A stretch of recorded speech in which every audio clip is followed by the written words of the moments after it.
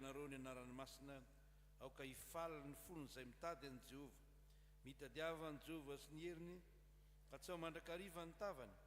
Tsarovy ny asa mahagaga nataony dia ny fahagagany sy ny fitsarany ny vavany. Amen.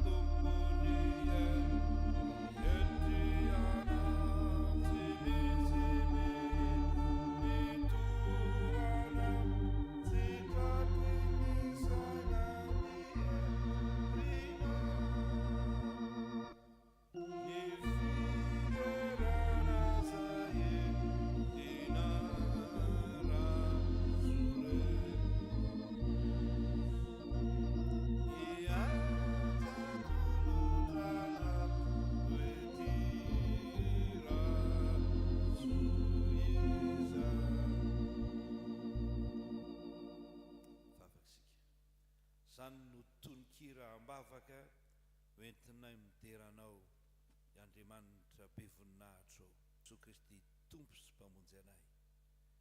I Jesosy Kristy mpanjaka anay eo sady lohan'ny fiangonana, mideranao zahay fa tsy misy mihitsy ny toanao, afy anao ary tianay ianao ka dia mitondra anay eto amin'ity toerana masina ity. Ndreto izay mpanomponao, vonina iaino anao hivavaka amin'ny ary hanolotra hira fiderana sy vavaka fiderana ho voninahitra ao. Mahakasitrao zany Tompo ary manatrehanay. Ny vahoakanao kosa izay tonga eto amin'ity toerana ity dia tsy hisy alamaina fa handray fitahiana avy aminao, androtsahanao fitahiana avy any an-danitra ka hiova ny fiainanay. Matoky anao zahay fa manatrika ity fotoana ity ianao mba ho voninahitra anaranao. Indreto izay manatitra ny saotra sy ny alja sy ny voninahitra ho anao Andriamanitra. Raiso izany ka akasitrao noho ny amin'ny Jesosy Kristy zanakao. Amen. Mahasoa toerana revana malala.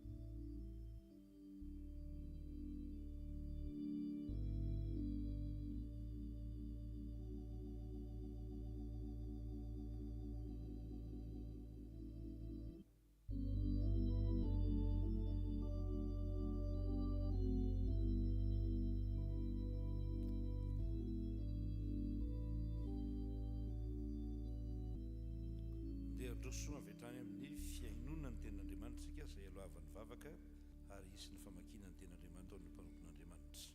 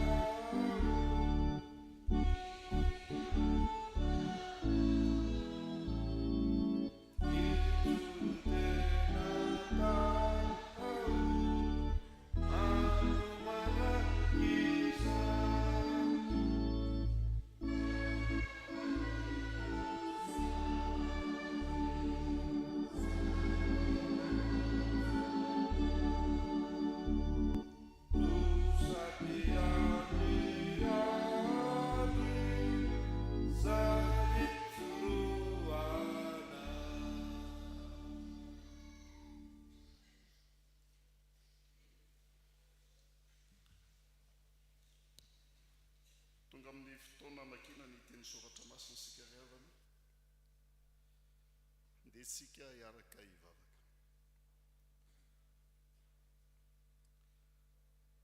Ry Andriamanitra rainay eo ankehitriny dia hiroso amin'ny famakina misesy ny teninao izay, ary koa hiaino miafatra avy amin'ny teny soratra masina, mangataka ny asan'ny fananao masina izay ho aminay tsirairay avy, na ny amaky ny teny, na ny hitondra ny afatra, na ny hiaino izany rehetra izany. Ahatonga ny teninao ho fahavelomana ao anay tokoa ao anatinay amin'ny fiainanay isan'andro isan'andro. Ahatonga ny teninao ho fanilo manazava ny dianay tokoa, ka azava izay lalako mbanay rehetra noho ny amin'ny teninao amin'ny androm-piainanay rehetra. Amin'ny anaranao Jesosy nanaovana izany vavaka izany. Amen. Samuela toko faharoa andiny fahafolo, Samuela faharoa toko fahafolo andiny fahasivy hatramin'ny andiny fahaefatra ambin'ny folo.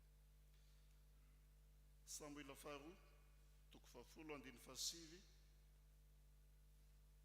hatramin'ny andiny fahaefatra ambin'ny folo. Jaona toko fahaefatra ambin'ny folo andiny voalohany hatramin'ny andiny fahafito. Jaona toko fahaefatra ambin'ny folo andiny voalohany hatramin'ny andiny fahafito. Efesianina toko fahaenina andiny fahafolo hatramin'ny andiny fahatelo ambin'ny folo. Efesianina toko fahaenina andiny fahafolo hatramin'ny andiny fahatelo ambin'ny folo.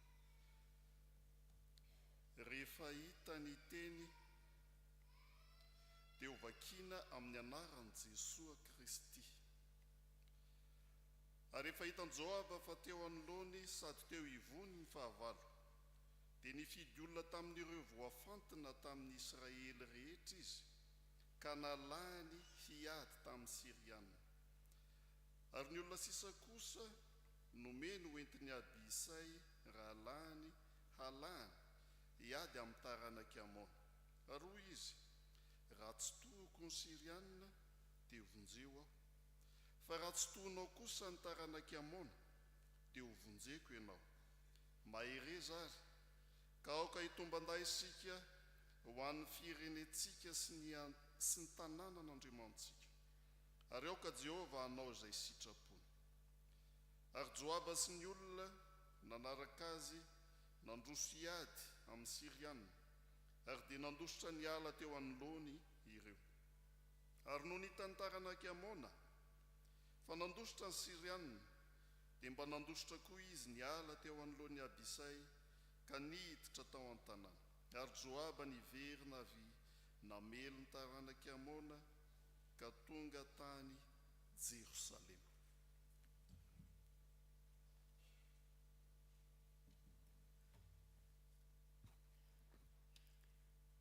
Aza malahelo ny fonareo, minoa an'Andriamanitra ary minoa aikoa. Ao an-trano raiky misy fitoerana maro, ratsy izany dia efa nilaza taminareo aho fa andeha amboatra fitoerana ho anareo aho. Ary raha andeha amboatra fitoerana indray ka handray anareo any amiko ka izay toerako no itoeranareo koa. Ary fantatrareo koa ny lalana ho any amin'izay alehako. Hoy Tomasy taminy: Tompoko, tsy fantatray izay alehanao, ka ataonay ahoana no ahafantatra ny lalana? Hoy Jesosy taminy: Izaho ny lalana sy fahamarinana ary fiainana. Tsy misy olona makany amin'ny ray afa-tsy amin'ny alalako. Raha mahafantatra ianareo dia ho nahafantatra ny raiko koa, ary hatramin'izao dia mahafantatra azy ianareo satria efa nahita azy.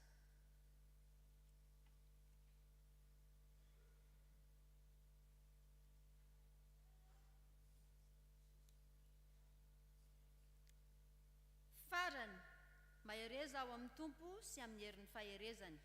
Tafio avokoa ny fiadian'Andriamanitra mba hahafahanareo hifahatra amin'ny fanangolian'ny devoly. Fa isika tsy mitolona amin'ny nofo amandrà, fa amin'ny fanapahana sy amin'ny fanjakana sy amin'ny mpanjakan'izao fahamazinana izao dia amin'ny fanahy ratsy eny amin'ny rivotra. Ary noho izany dia raiso avokoa ny fiadian'Andriamanitra mba ahazonareo anohitra amin'ny andro mahory. Ary rehefa vitanareo avokoa dia ahafahatra ianareo. Amen. Ray masino manamasinana amin'ny fahamarinana ny tenao ny fahamarinana. Dia iara-mitsangasika no ny hira voalahatra hitsenana ny afatry ny tenin'Andriamanitra.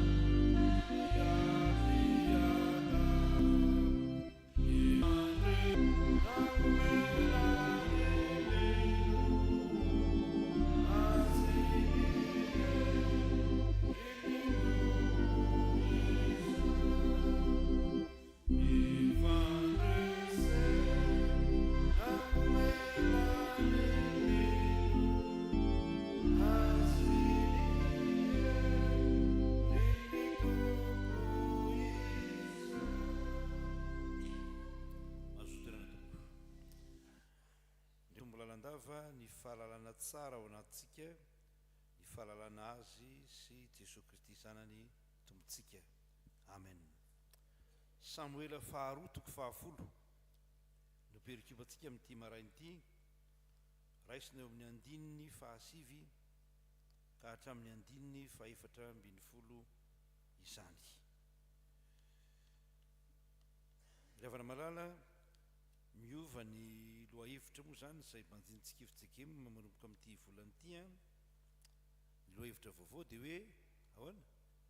Mifampaheriny mino, mifampaheriny mino. Efa nataon'ny mino hatramin'izay zany, fa mila ampatsahiviny indray fa ny mino dia mila mifampahery.